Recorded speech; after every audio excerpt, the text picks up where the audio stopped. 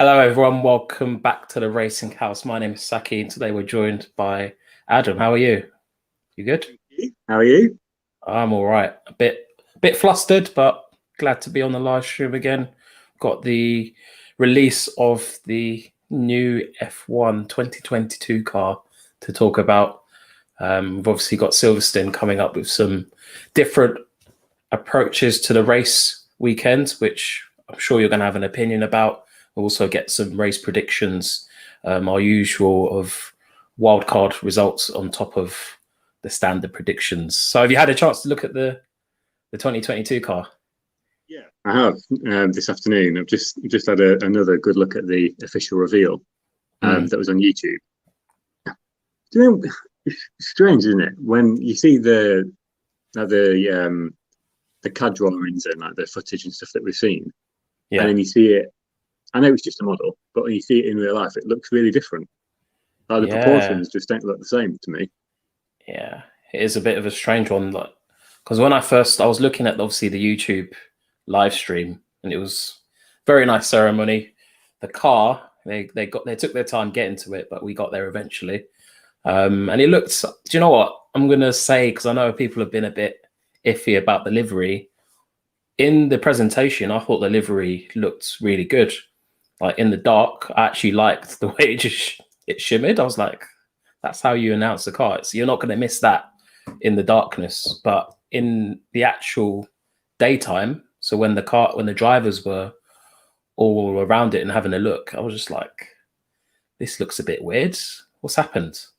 I don't know if they were the same livery. I felt like potentially the two different liveries, because one was just very reflective, very shiny, very McLaren-esque. Yeah, I think it was the same car. But yeah, I agree. The livery was strange, I thought. Very strange. Yeah, I don't think it flattered the car, considering I get what you're saying, that in terms of like the glitz and the show of the initial reveal online, yeah. Because and everything does look different in those very set environments. Yeah. But yeah, I'm not sure on the livery, but it's not really about that, is it? It's about everything else. It's not about the livery. It's one of those things that distracts a lot. It distracts you. So I guess we have to overlook that and see about the aerodynamics of it. Did you get a chance to listen to what the kind of the technical side and what they aim to achieve from the changes? Yeah, it's been it was a rehash of stuff that we already knew, really, wasn't it? About trying to reduce dirty air and having perhaps downforce in a different way and ground effects and all that kind of thing, which is interesting still. And it's obviously it's always interesting. Liam, I don't believe you. Pixar, it didn't happen. But I think it was. Yeah, I think it looks a bit strange. Like things, because we're obviously so used to seeing this generation of car. Certain things look too big and certain things look too small and things look just a bit odd. And I still can't work out how big it is. I can't work out how big the car is in comparison to our current generation. I know people have said it's bigger and it's smaller and it's this and that, but yeah, I don't know yet. It'll be one of those things though, won't it? When as soon as the actual liveries are on it, we'll all think, oh, these are the best cars ever, and we'll all forget about it. But that's the thing. I think when the drivers, I don't know if you've seen that photo of the drivers stood around the car. For me, it looked quite big. Just how, by the size of that circle, I know this isn't very scientific or mathematical, but the size of that circle, it looked fairly big and similar to the other cars. I don't know, maybe they based it off of the current cars, because obviously I think it is just a model. Don't think it's actually a working car. All these leaks that we've seen over the past few weeks, I think they've just all been models. So I'm actually very intrigued to see how the different teams interpret them, because obviously that's what we're going to get from F1 and the FIA. But the teams are going to be finding loopholes all over the place, trying to think, how can I adapt this within the regs? How can I adapt this to find that loophole? What Adrian Newey does so well every single year, to find the most aerodynamically out of the car. So that's probably the most interesting takeaway, the thing that I'm looking forward to most. What was your first reaction when you saw it? One word. Give us one word. Shiny. Just yeah, shiny. But otherwise, I think it looks quite sleek. Yeah, Again, but I'm still trying to figure out the proportions of it, because if you look at the kind of the middle point, the current yeah, generation, the middle point, this sounds silly, but the middle point looks further forward. Obviously, that doesn't make it the middle point, but you know what I mean. yeah, Whereas with the 2022 car, it looks, and this is why I can't figure out how big it is, because the center point looks like an actual center point where yeah, the driver would be sat. yeah. Whereas at the moment, I feel like everything's pushed a little bit too far forward because of the size of the power units and everything. But yeah, I don't know. I'm reserving Yeah, judgment. that's It's interesting that confused you me more say than that. anything. Yeah, it's interesting that you say that because I actually thought that it was further back. Maybe I need to look at it in a little bit more detail. Yeah, But I thought the yeah, I might have said cockpit. that wrong. Yeah, It's been a long day. It's all right. I thought the cockpit was further back, and then yeah. the So yeah, nose looked really elongated, and I was like, yeah, that is a bit unusual. That is, yeah, it's a weird look. yeah. But I'm glad I'm not the only one that didn't notice that. Sorry. So Liam talks motorsport. 2 ways to make F1 better. Find a hybrid between quick and safe. Make the cars thinner, more like the 2000s. That is a good point. And to be honest, I'm kind of, if the cars are not that much different to the current cars, I'll be a little bit disappointed because that's what the drivers have been kind of clamoring for. They want the smaller cars, more like a kart where it's more nimble.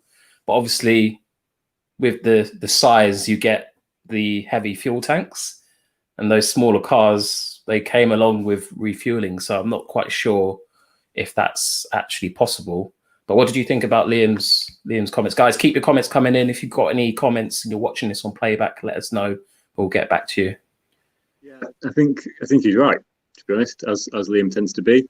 I think, yeah, but it's true. I think we do need a hybrid between quick and safe, and I think the halo, to me, the way that they've actually painted certain bits red, I think it really brought the halo out, and it made the halo look like a more significant piece of the design, which I thought was quite interesting again. Yeah. And yeah, I think thinner and shorter, because if you look at, and we must say this every time we speak to each other, but if you look at the size of a modern F1 car, they are massive, and I don't think, yeah, there is the thought around fuel and all that kind of thing, and all the aero and all that goes into it. But even the drivers, like you say, say they want the smaller cars so they can compete against each other more. Like all that, they're not heavy in the grand scheme of things, but Yeah. to an F1 driver, they're probably one of the heaviest things they've driven.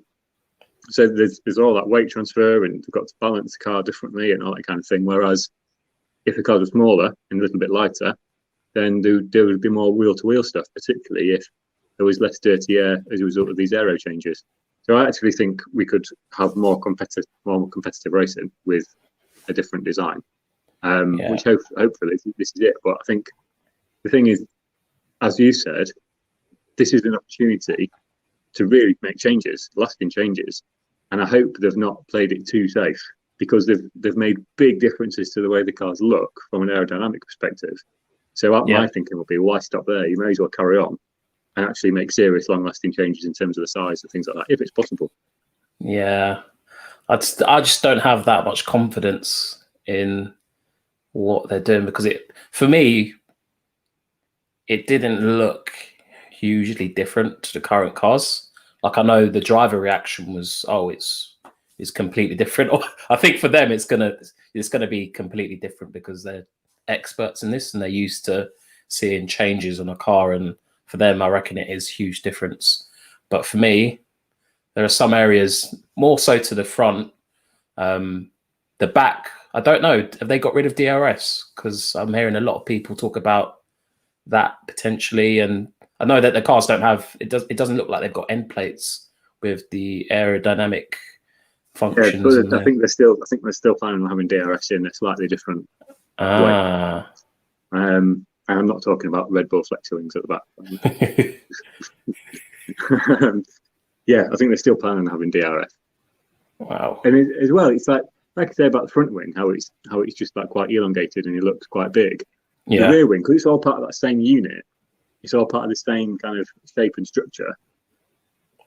Yeah, I'm not sure about packaging, but as you've said, like seeing all the different teams' interpretations of the design and how they tackle it will be fascinating next year, because I think we'll see some really weird stuff happening, which is good.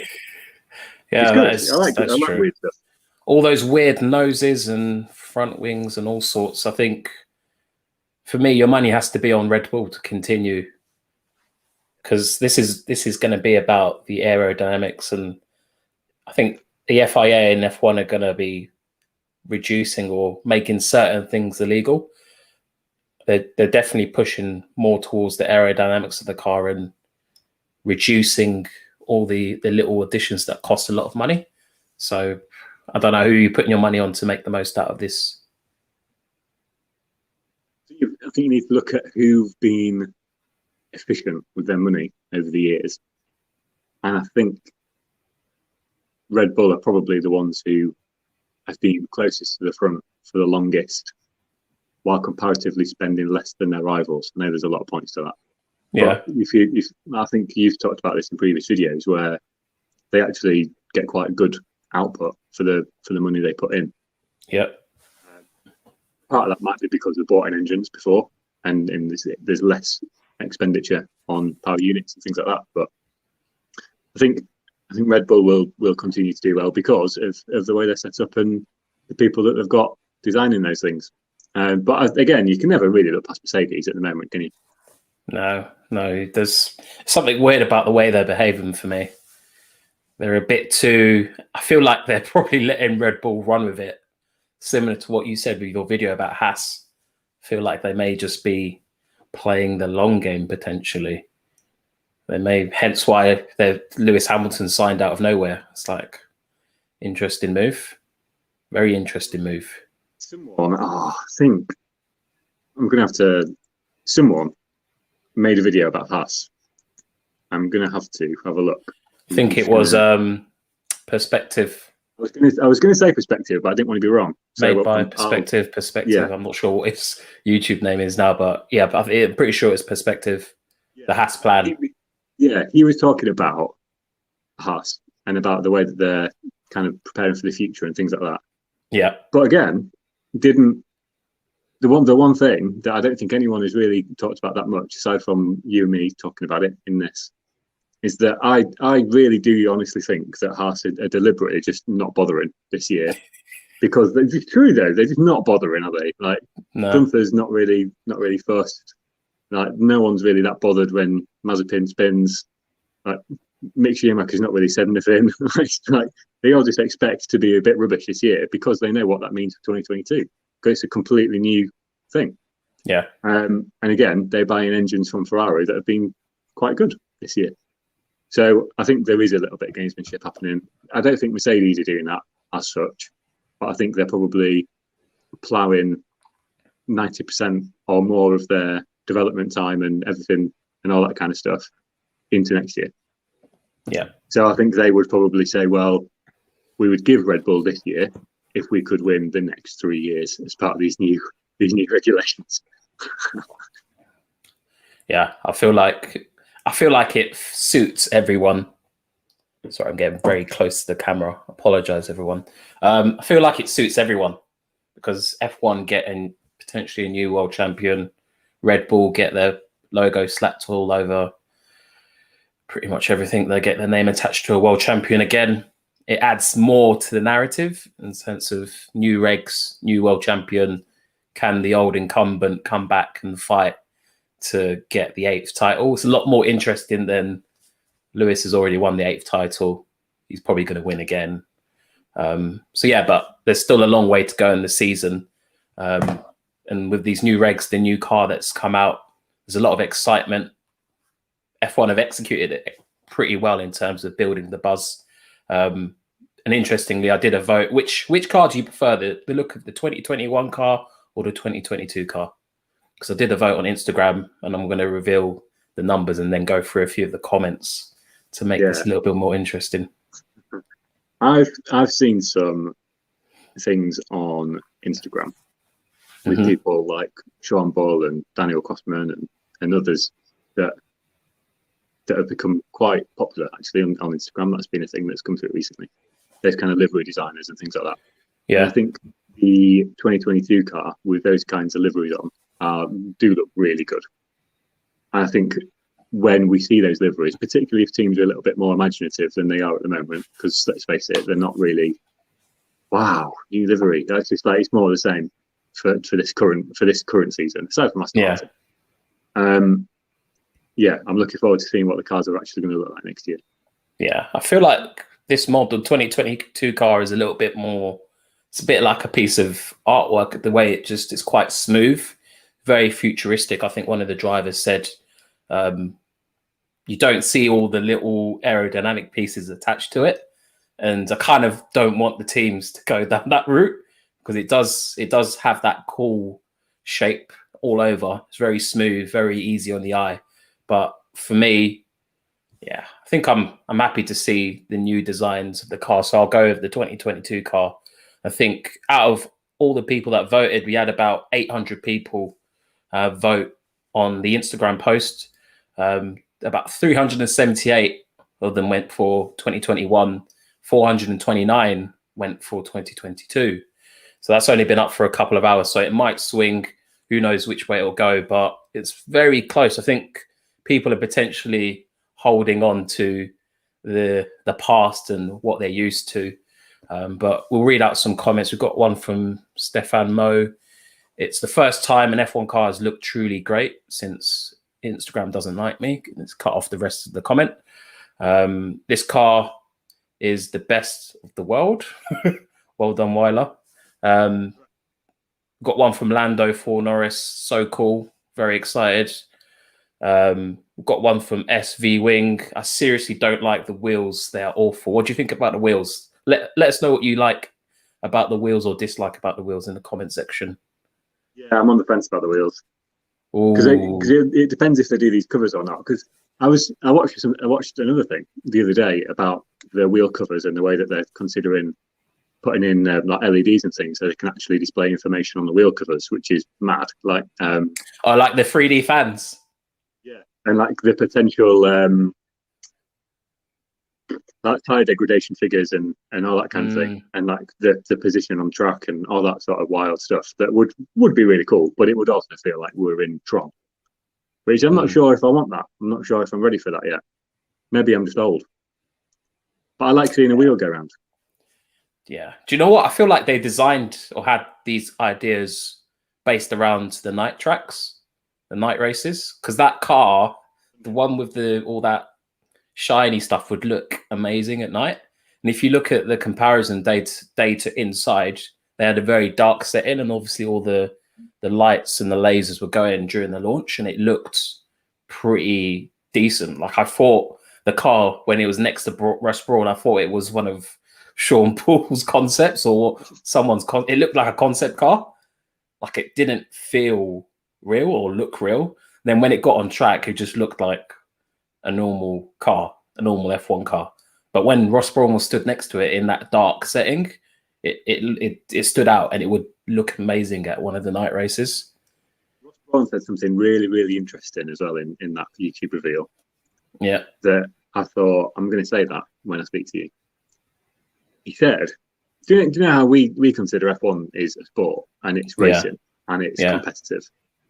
He said that he hopes that this car, or one of the aims for this car, is to put F1 in the centre of culture and entertainment for years to come. That's what he said. Culture and entertainment. Which goes to show the shift in aims over for the whole thing, doesn't it, really? For the whole sport.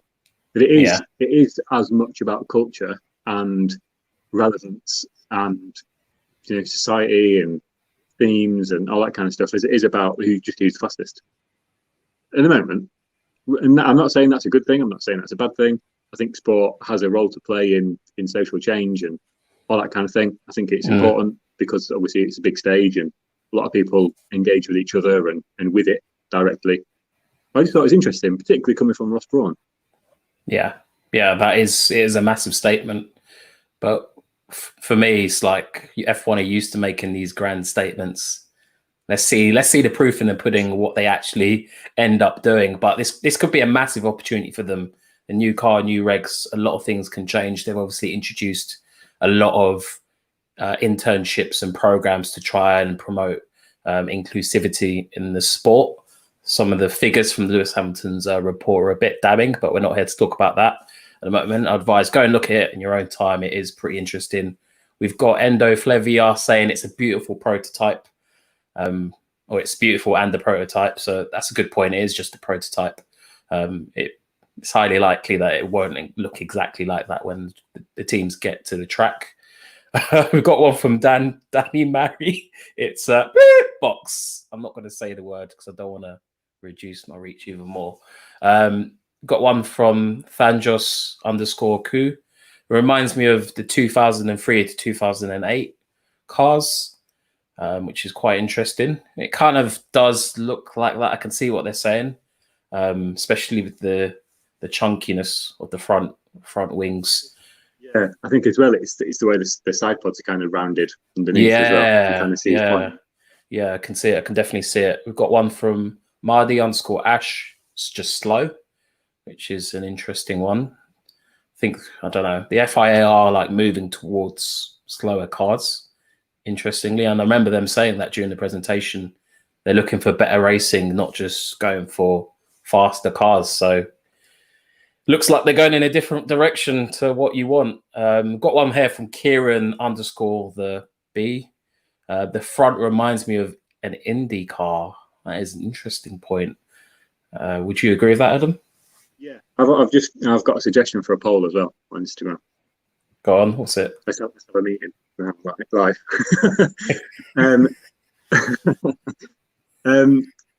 What do people feel is most important for the future of F1? Cultural relevance or outright pace? I think the first one. It has to be. I'd be interested to see what everyone thinks. If you're watching, leave a comment. Which is most important to you at the moment?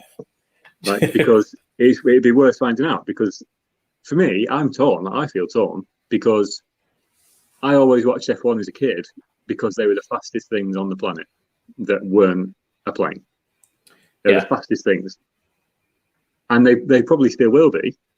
But I feel like the competition side of it, maybe watered down is the wrong phrase, but that's not being pushed for the sake of entertainment. Yeah. And there's also this big thing on culture, which I think is important as well. But I think you don't need to have one or the other. I think you can have both. Yeah, I think that's a good point. You definitely can have both, and I think they're trying to move towards a certain type of brand that's just bigger than racing. We've got more comments. We've got one from Borgia Barrio. Beautiful, but I prefer smaller, like 2005. We've got one from Heis_RS12. I think it will allow for more competitiveness, which is what they're aiming for. That's what they really try to get across during that kind of rollout of the car. We've got here from Jurgen.B. I don't like the front and the rear wings. That is very interesting because obviously the front wing kinds of goes up and goes across the wheel, which is very interesting. Let us know in the comment section if you know why that is and what they're going for there. We've got another comment here from Samuel_S. It looks good in my opinion. Hopefully the racing will improve. And I think that's the main kind of hope that everyone is really wishing for after this launch. I think hopefully we can get some better racing. We've got similar comments from Ben Harbar. Looks great and will probably have a great racing impact. So yeah, mixed reviews there. I think overall it's been quite positive. I don't know, what have you seen online? Well, I'm also interested. So there's the things where do you know the things over the front wheels? They've given them a particular name, like air cleaners or something, that basically prevents the dirty air from coming off the front wheels quite as aggressively, and just makes the aerodynamic profile of the car a little bit neater. I'd be interested to see how they're leveraged to actually create downforce rather than just cleaning the air. It's things like that the application of how teams use the FIA's own creations against them, essentially, because all these things are used to create cleaner air. We can guarantee that there'll be half a degree in particular that gives an extra whatever percentage of downforce, and dirty air behind them be damned, because they want to be competitive and they want to be the fastest car with the most downforce and all that, and the least drag. So I think it'd be really interesting to see, like, I know we keep saying it, but the interpretations of this new design. I always think the first year of new regs is always really interesting. Yeah, I think it's going to be so up in the air. We could literally get a random team just come in and absolutely bossing it, absolutely destroying it. Hopefully we do get a nice surprise. Got a comment here from Instagram from Samuel.Cohen on the post. He says 2022 is much nicer. Shame they used the disgusting display livery. What did you like the display livery? Because I don't think we got a definitive answer. Didn't like it, even in the darkness, in daylight, because it came across differently, didn't it? Quite strangely. Let us know in the comments if you like the display livery. No, I didn't really like it. I didn't like it. No, to be honest. It's not for me. Yeah. Do you just think it was? I think it might. I didn't think it was too bad, but I think it might have just been a massive missed opportunity for them to make something that just made people go, wow. You know, similar to the Alpine and the Aston Martin, both for very different reasons. They missed an opportunity to make people go, wow. The main thing that you saw from the livery was the brand sponsors and the FIA. The main thing I saw was the FIA's logo, let alone, and the number 1, which no one uses that number anymore. So it's just like, you've missed a massive opportunity, even though everything was pretty decent. I was like, yeah, they could have gone for something that just blew everyone away. They could have just like made a livery based on a concept that they found online, one that people like. Got a comment here. The way they did the delivery with the effects on it, it took away from the actual shape of the car for me. I think they'd have been better doing it all just one colour. And they could have done like a satin. Like obviously, the satin blue that Alpine use is really popular. They could have used a satin, I don't know, a colour that's not used on the grid at the moment, like yellow or something like that. And just done something unusual, but all one colour, so you can really like pick out the features of the car. Unless they didn't want people to pick out the features. That's what I did think, actually, because we've got a lot of comments about the rear wing and the front wings in the Instagram comments, but when I first looked at that front wing, I was like, I can't actually distinguish what that front wing is made up of. Have they done that on purpose? Is it just a camo livery so that people can't investigate too much? Maybe, because that's what I genuinely thought. Because it's just like difficult to 3D model as well. Yeah. And I guess they don't want teams getting carried away and running away with their development. Interesting. We've got a comment here from Ben Freshney. Quite an interesting one. He says, I'm still not a fan of how the 2022 rear wing looks. The rest of the car is fine, but that rear wing ruins it. So overall, the 2021 car looks better. And here's where it gets a little bit interesting. He says, in fact, I think the 2017 to 2021 cars are the best since the early 90s. That is interesting. Let us know what you think about that. Do you think the 2017 to 2021 car in F1 is the best looking since the 90s? Yeah, I'm not sure about that. I'm not sure. What do you think? I'm a fan of the late 90s stuff, personally. What, the iconic McLarens, did you say? Yeah, like the McLarens and the Ferraris and Williams and those cars. But that's when I kind of fell in love with the sport. So it's probably nostalgia, as much as anything. Yeah, like the Benson and Hedges Jordans and things like that. Do you think it's more the livery or the actual car? Yeah, but that's, to me, it's all part of the same thing. I don't think you can separate them. Yeah, that is true. That is true. They come as one, don't they? You can't really distinguish. But yeah, to be fair, I don't really agree with that comment. But this is what these live streams are about: different opinion and discussion. Let us know what you think. Do you agree that the 2017 to 2021 cars are the best looking since the 90s? Yeah, I'm not too sure about that. But I think we're gonna move on for now. Let me just say, there's been some random comments. There's a lot of poo emojis and a lot of sick emojis. I really don't think people are impressed.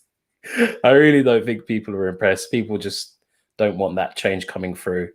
But yeah, might return back to the comments later. So make sure you stay tuned. But let's move on to Silverstone. There's going to be a different format. So just in case you don't know, the teams are going to be basically doing qualifying on a Friday. And then they're going to qualify for the sprint race on the Saturday. And then that sprint race will determine the grid for the actual race on a Sunday. Yeah, very, very long-winded and hard to kind of keep track of. They're trying something different. A lot of the people in the F1 community are a little bit skeptical because they just think it's going to be a little bit of every other car's just in the train following the fastest car, probably Max Verstappen. Very similar to the other races this year. I know Mercedes have had a chance to kind of wrestle the win away from Red Bull, and they've messed up in a number of ways, but it pretty much has been Red Bull just leading the way throughout the whole season. Do you think that's going to be the case again in the sprint races, Adam? Yeah, quite possibly, because I think one of the things that we've established over the past year or so is that the Mercedes are designed to lead and they're not necessarily designed to chase. So if Verstappen can show pace in Friday qualifying, then you would assume that it would start up at the front or very close to it. The other thing as well to note, something that I've heard from elsewhere, which was a really good point, which was in the longer races, in the full race, you have different strategies and people being quick at different points in the race, and then people falling back at different points of the race, and that's where a lot of the overtaking comes from. And those battles of someone that's fading versus someone that's coming into the pace. In a sprint race, we're not going to have any of that. So it will be a more even playing field, which in theory sounds good, but it means that there won't be that added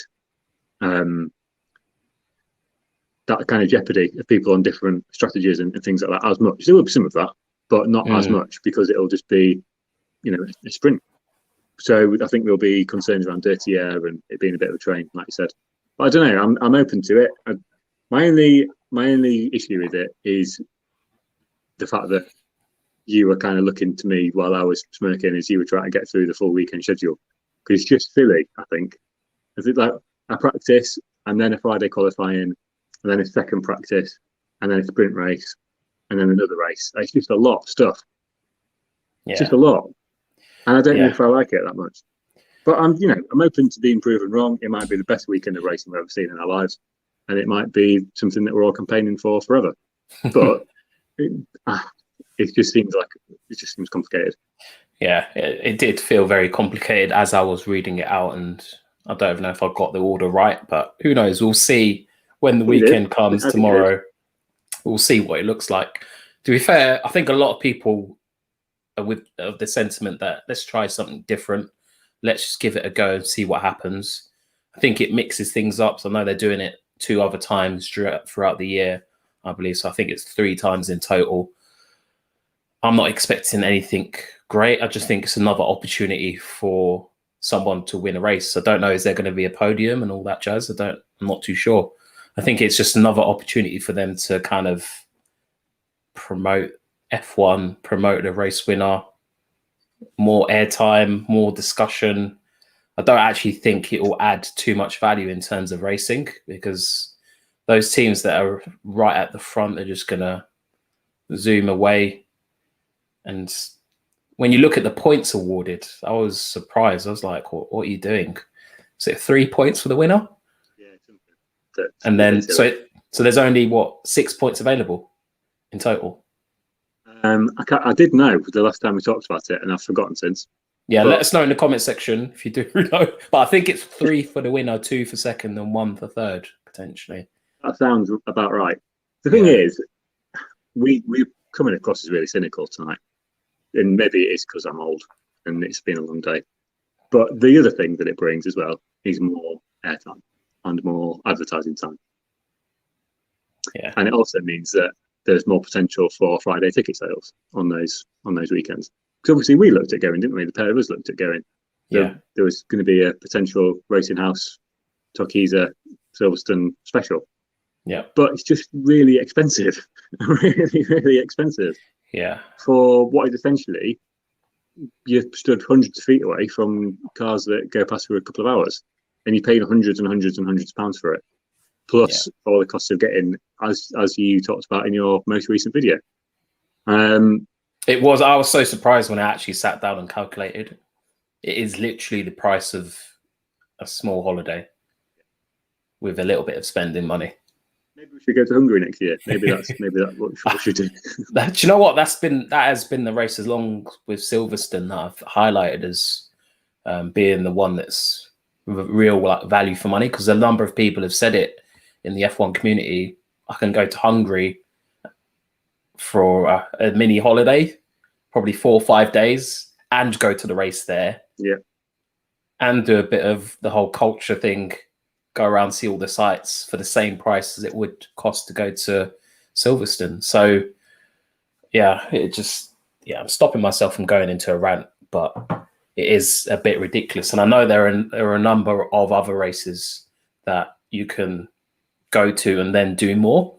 And it is down to like in the video that I filmed, it's down to F1 and down to Silverstone. But at the same time, like I said in the video, you can't really blame Silverstone for securing their future, because that's what they're doing by charging that amount. Because the money, they're a non-for-profit organization. That money gets pumped right back into the system to help grassroots motorsport. Who knows what other organizations, but I know for a fact that it's not just a profit for a profit company. There's a whole number of other things that come into play. So you can't blame them for what they do. But it just makes it not accessible at all. Not accessible at all. If you happen saying that, when we were looking at tickets a while ago, a lot of them had sold out, hadn't they? Yeah. And there was only quite limited availability still left, which is a good sign. I think it's brilliant. I just wish it was a bit cheaper. Yeah, people are gagging for it, really. People have not been to Silverstone since 2019, I believe. So people are just dying to actually enjoy something out of lockdown, get around people, meet up with people. It would have been great to meet other actual content creators as well, because I know that quite a few people are going. I know the team are on the chicane are going to Silverstone this year. So keep an eye out for them. Check out their YouTube channel when you get the chance. We've got a comment here from you, man. Adunfor. So if Lando qualifies second again, he will just lose his place in the sprint. So what's the point of McLaren and teams like that? Yeah, that's a good point. So that is a good point. So if you do well in qualifying, like really well, I know it's not necessarily likely that Lando will continue his form of out qualifying the top dogs, but it's a possibility given his performance. If you do qualify really well, it's purely down to that sprint race. And if something goes wrong, that is a good angle, actually, because it could be a positive. It's a negative for the driver after putting all that hard work to get a position. But if one thing goes wrong during that sprint race, you're basically screwed for the actual race, which is quite an interesting point. I can kind of see the jeopardy there. It's quite a good point, you man. Thank you. Keep your comments coming in if you're watching this on playback as well. Leave a comment and like the video. What are your predictions? Let's go for your silly ones. Silly ones? Yeah. Your wild card ones first. Ferrari to have a podium in sprint race. Cool. Because I think they are trying to take any opportunity to be competitive. And I think while other teams are trying to perhaps work out the most effective and efficient way to go about the weekend, I can imagine Ferrari just saying, right, let's just go as fast as we can. Yeah. Liam, why are you shouting? I like the way Liam is plugging his own channel. Go and check out Liam's channel as well. He makes some great content. Liam Talks Motorsport, not Liam Talks F1, as he corrected me last time. But yeah, go and check him out. I think that's a good call with Ferrari, to be fair. I always back them to kind of bring a wild card performance, and Sainz has been on the podium. I think Charles is the only one that hasn't in that top 8 potentially. He's basically the highest up person who hasn't secured a podium, even though he's above Sainz. Sainz has secured P2, I think, in one of the races. So he does have a lot to prove, and I'm hoping that he's going to be able to do it. I'm going to put another comment up here because I noticed something very interesting in the actual launch of the 2022 car. One, they didn't go and speak to Lewis Hamilton, or at least they didn't broadcast Lewis talking first. They broadcast Max talking first, which is interesting. It's very interesting. You've got a 7-time world champion, a guy that's pretty much bigger than the sport, the biggest ambassador for the sport, and you choose not to go to him first. Very interesting. Obviously, look, Max is leading the championship, so I can kind of see why they do it. I actually don't mind because Mercedes have had a lot of spotlight over the past decade or so. So give it to someone else, I can get it. But I still found it very interesting. And then lastly, they ended on George Russell. And I felt like they asked him quite a lot of questions, given that he's essentially a backmarker during the races. There he is. Well, he was. I need to fast forward into the future. He's been battling for points. I take it back, George. I take it back because I know you watch it. But yeah, they decided to get his opinion, which is quite interesting. And I feel like there's been a lot of attention on George, more than normal. People are trying to speak to him more and more. I feel like the media are giving him a lot more airtime than they did, especially in his first season at the team. What do you think? He's very happy talking to the media as well, isn't he? He's very confident in the way he comes across, and he's very polished in the media. Like he speaks, the way that he speaks on camera and the way that he presents himself to the media, he's very relaxed and very open, and speaks in a way that you would think he was older in the way that he talks about things and his insight. Like he doesn't speak like a young man of his age. He speaks like he's been in F1 for a decade. Yeah, very professional, a bit of a statesman. Yeah, bit of a statesman. You can see why he's got that position among the drivers. What's it called? What do you mean? Is he on the driver association? He leads F1 Drivers Association. Yeah, he leads it, doesn't he now? Yeah, and you can kind of see why from the way that he carries himself in the media. But yeah, also he got us on Instagram early, didn't he, with his announcement? Yeah, he did. He did get us. You got me as well because he put up announcement with sirens, and then because you can't see what it says, it's just his helmet. You go and click on it, it's him announcing a special helmet livery for the Silverstone race coming up. Which he got me. He got me big time.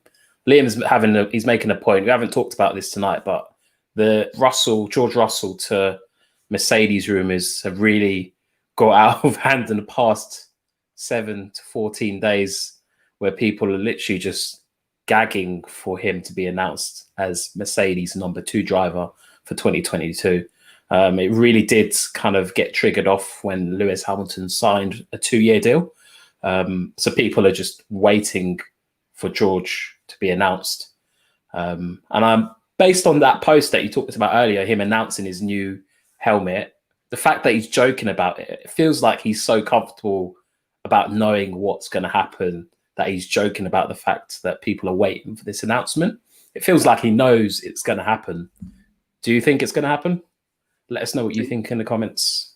I do. I think it's on the cards, and I think there's been rumblings of it being announced, isn't there? I mean, the thing is, it's always rumours, but particularly with Lewis being announced as well. Yeah, it feels like now is the time when it would happen, but until it happens, you can never really say for sure, can you? No, you can't. But when it does happen, guys, make sure you check out our YouTube channel because I'll be editing furiously to get a video out as quickly as possible. And because it's such a special topic, I reckon I'll get it out pretty sharp just for you guys. But yeah, I think we're going to leave it here for today. Unless you've got anything else you want to say, Adam. Podium predictions for the race on Sunday. Ooh, forgot about that. Podium predictions. It's going to be a Max Verstappen #1. I'll give Lando another podium. Max, Lando, Lewis. I'll go over 1, 2, 3. I reckon there'll be at least one British driver on the podium. But I don't think Mercedes are about that life where they want to try and challenge. I don't think they're about that life anymore. Mercedes don't want the smoke. They don't. They don't want that wheel spin. I just don't get that feeling from them. And I also think that people are underestimating the amount of investment that Red Bull have put in to the team and the car and developing their infrastructure. Because obviously going forward from 2022 and the years after, they're not going to be able to put anywhere near as much money into the teams. And like you said earlier, they've always worked at a budget that's less than most of the teams. It's about $100 million less. So I reckon that they've pumped all this money in anticipation of not being able to spend it at all. And they just thought, let's just go for it. Let's invest. They've obviously bought the Honda engine unit. They're going to be managing it. They're investing heavily in people, acquiring Mercedes staff members. And it's a good sign because it's paying off. It's paying off. Hence why certain teams and individuals are complaining about their engine and trying to get the FIA to kind of look into it because they can see how strong, how powerful that engine is now. I think Helmets basically said that it's the best engine on the grid, which it could very well be, unless Mercedes are just turning down their engine, which they're known to do at times. So yeah, it'll be an interesting one. What's your podium prediction? I was going to put Hamilton and Norris on there as well, but now you have. I'm going to go somewhere different. So I'm going to say, okay, I'm going to be a little bit dangerous. So I'm going to say that Max and Lewis come together at some point, and it's going to be Perez, Norris, Leclerc. Ooh, okay. That's a very strange. You have an idea. It's a very we could see something. Strange. Maybe a Lando Norris first win. Oof. Liam's prediction: Max, Hamilton, Perez. It's possible. It could happen. Perez's start has been, it's been solid. Obviously, he got a win there in his first season at Red Bull, and he's doing the job. I think people were doubting for a bit whether he'd be able to get the most out of the car, but he's definitely bringing home the bacon, or the vegan bacon if you're a non-meat eater. This is definitely something that as well that we've not really covered. That all of that talk about Perez is suddenly gone quiet, hasn't it? Yeah. Don't hear about it anymore. Oh, is he going to stay? Is it this? Is it that? Yeah, he's just all right now, and everyone's stopped talking about him. Yeah, it's quite interesting. Really well. Yeah, it's quite interesting. Red Bull have completely changed their tune because they realise you can chuck in young drivers, but you can't just keep churning because sometimes they're just not ready. Like, you're better off taking your time and admitting, like they've come out and said, they basically admitted that there's no like shame in looking outside of your program and accepting that some people just aren't ready, or you need a little bit more. And Perez is definitely providing that a little bit more. He's definitely allowing the team to relax a little bit, focus on defending from the Mercedes as opposed to fighting in the middle of the field and just not being anywhere near podiums or race wins. So just a steady hand, isn't he? He's just a steady hand, and he's very settled. He just seems very settled, and he knows. He's mature as well, isn't it? He's mature. He's got the experience, and he's quick. Not rattled, is he? Yeah, exactly. Yeah. You can tell he's got that steely gaze, steel focus. He's one of those drivers where you just know their self-confidence is just there. It's just steady. He's one of those drivers, definitely one of those drivers, those true racers. Got one last comment from you, Mardon, for Bottas win. Anybody? You, man. Please go and watch my 2021 prediction for the year. You'll see what I thought about Bottas. Only watch the Bottas bit, though. Only watch the Bottas bit. Don't watch everything else. It's a bit of a car crash. Obviously, everyone else is welcome to go and watch it. But that is pretty much it for today. Thank you for joining, everyone. If you're watching this on replay or playback, let me know what you think in the comment section down below. Were you impressed with the new 2022 car? What are your predictions for the Silverstone race, the British Grand Prix? We want to hear them. Give us your podium predictions, your qualifying predictions, your sprint race predictions, all of that jazz. So yeah, thank you. Until next time, everyone.